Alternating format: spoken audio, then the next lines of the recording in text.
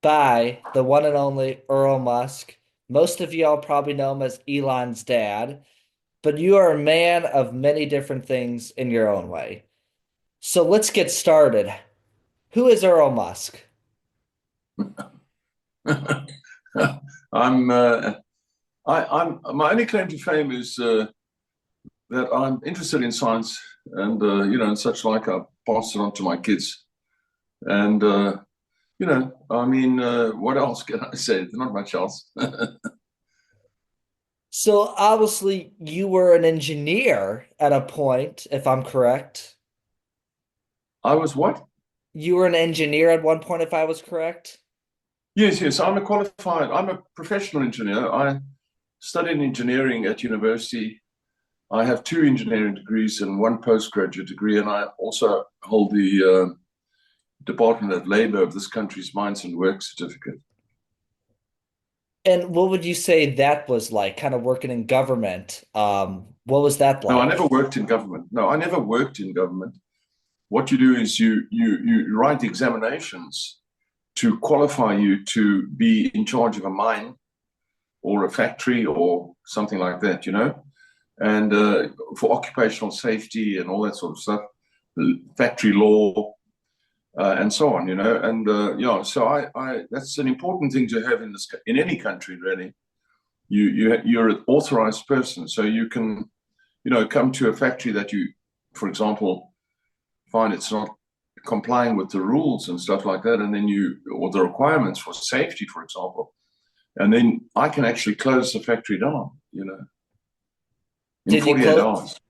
Did you close a Sorry? lot of did you close a lot of factories down?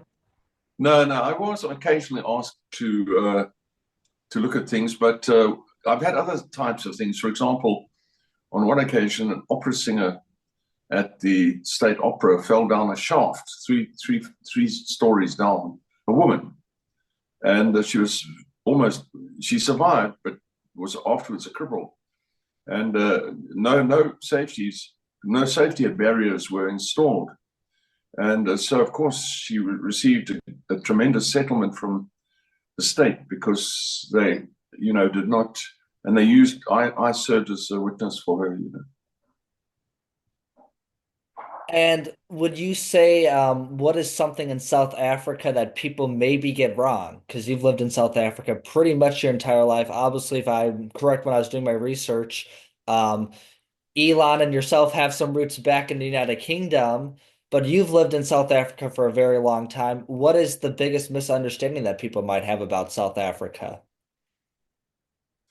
Well, South Africa was one of the colonial type countries that was at the tail end of colonialism. And colonialism installed what you might call apartheid throughout the world. And for example, it was only in 1920 that people of color were allowed to enter Holland, you know.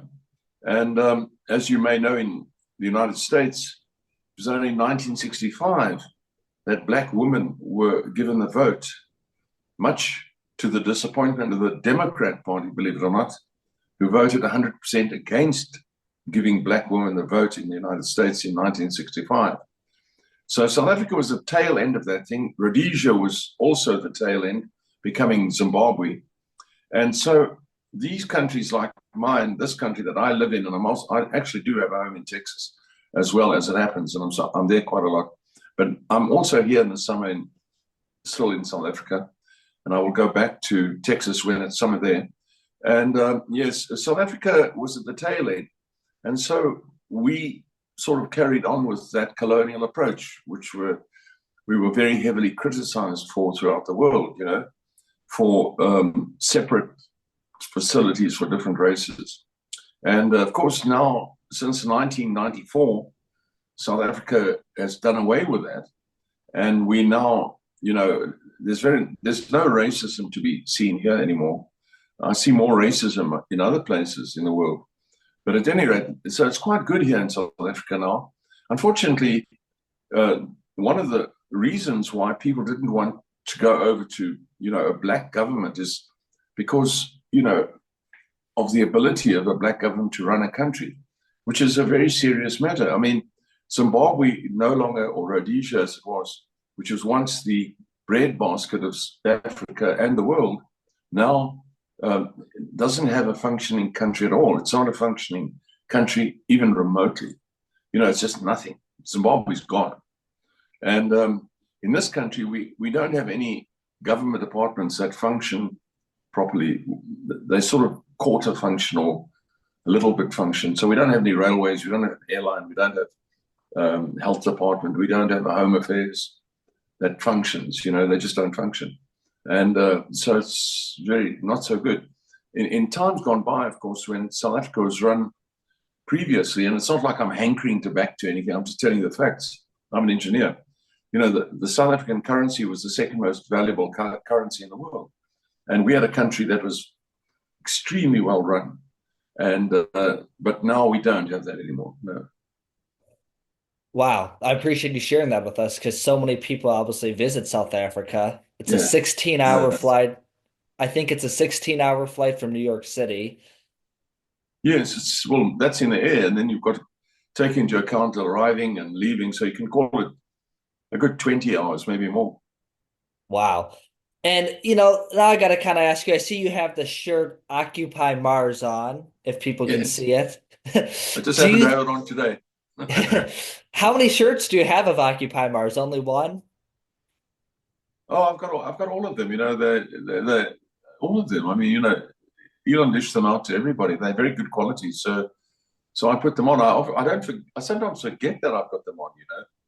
And I just put it on because I'm a man. I don't really give. Just as long as I've got a shirt on, that's all I'm concerned about. You know?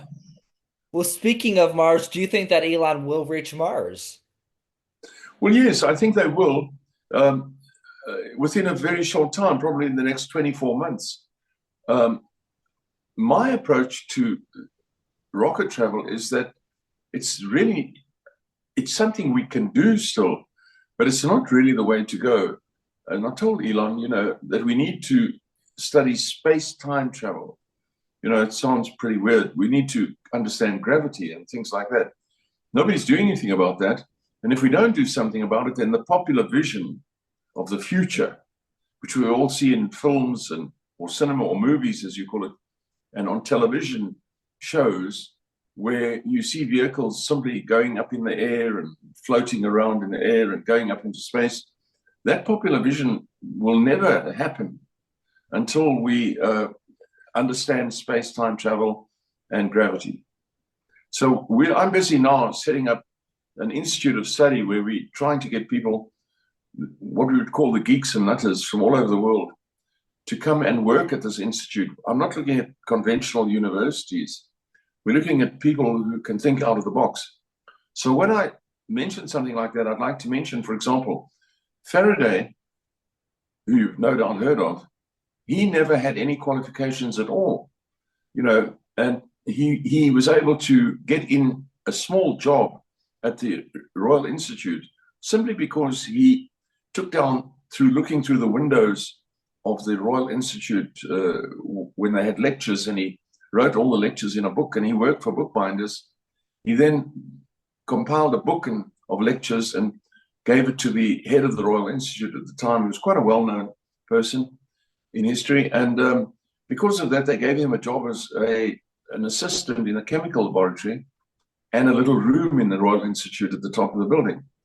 And he, at night, he used to go on with looking at experiments.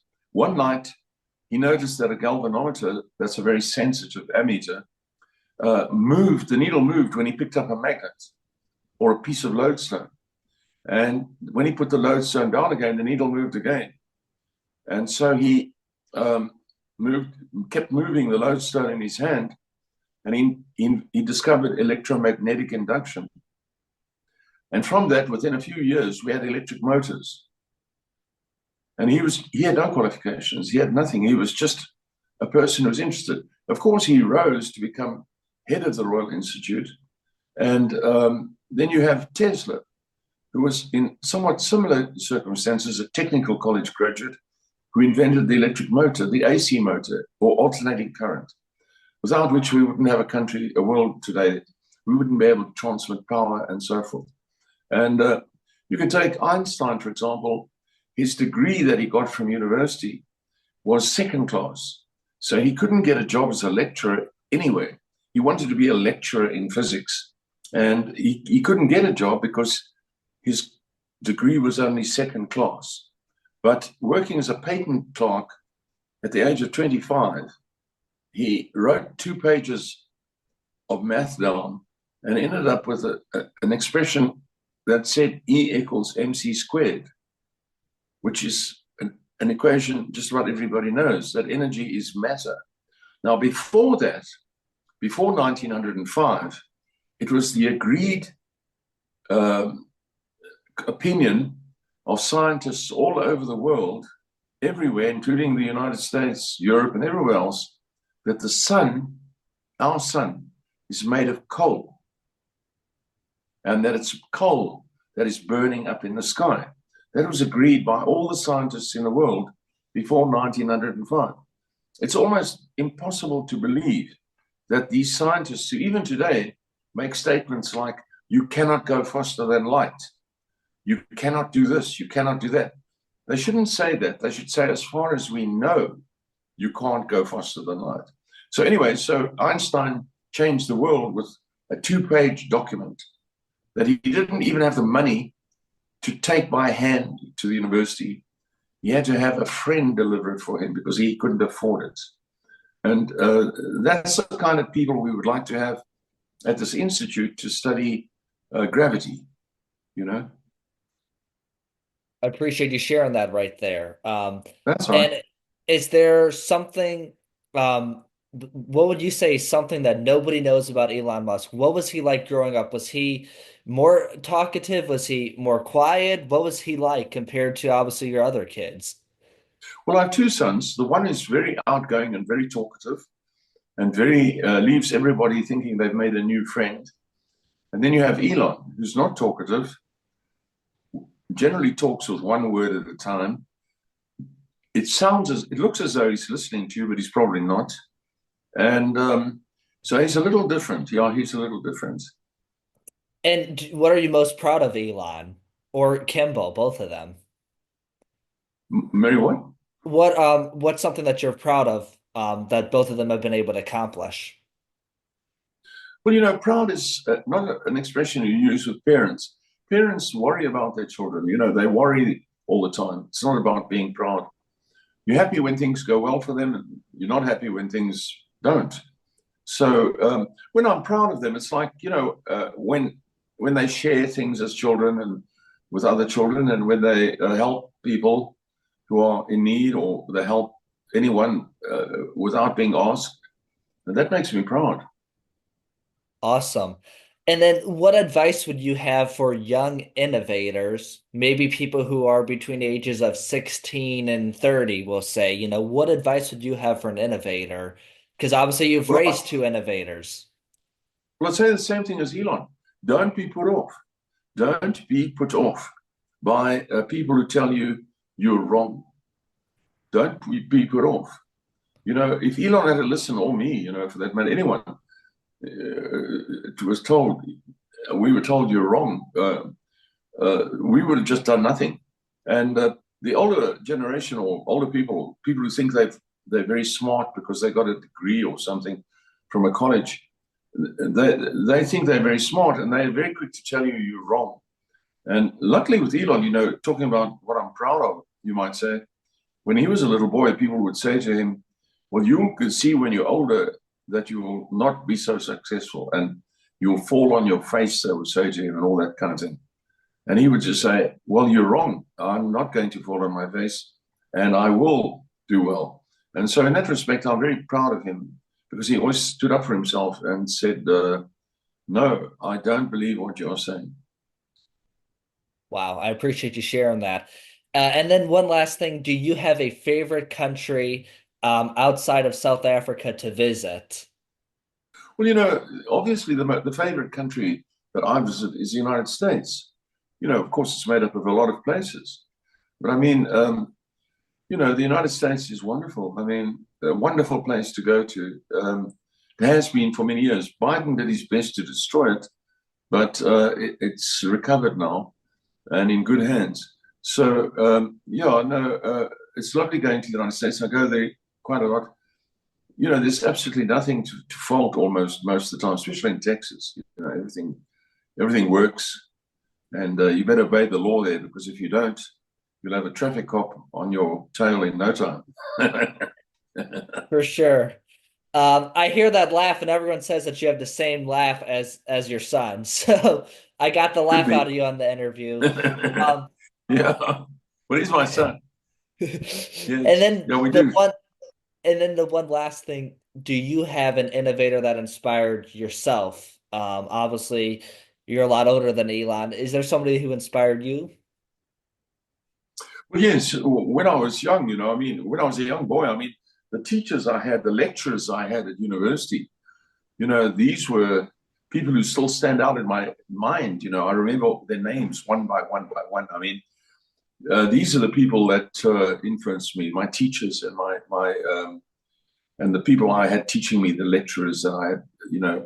I was fortunate to have very forward-thinking people in my time. And of Awesome. course, in business as well, I got into the business world, which is the professional business world of engineering, and I was able to. This is something I would advise young guys: don't think you know better than older guys. Just listen to everything they say. In fact, write it down because you can get 20 years of experience in half an hour if you listen to the older guys who have made it. I'm not talking about older guys who haven't made it. So you meet an older man who has quite clearly made it. You listen to every word he says and you write it down if you can. I appreciate you sharing that advice right there, because not always young people don't always think to listen to older people at times. I always try No. to. That's why I interview people. Well, yes, it's really stupid to have the opportunity to be in the company of somebody who's made a terrific success of whatever they do, whatever it could be, whatever it is, and you don't listen to them, or think you know better. And unfortunately, you get a lot of youngsters who don't. They think they know better, and they should listen very carefully, and follow, and they won't go wrong. Then you see. For sure. Well, Earl, I appreciate you joining the show today. If you are ever in Indiana, you got to stop by Purdue University. Neil Armstrong went there. In fact, I think Elon should stop by here as well. Um, or any of your family. We need more innovators in the state of Indiana. So I Okay. appreciate you joining the show today. And is there anything else you have to say? No, you look like a very bright boy, and I would like to get you at our institute. Awesome. How does that sound? Good. Well, we will have to talk off Free camera. McDonald's, 24 hours a day, free Burger King, 24 hours a day, and as much Coke as you want, Diet Coke or Coke. Well, I appreciate it so much, Earl. Okay. Okay.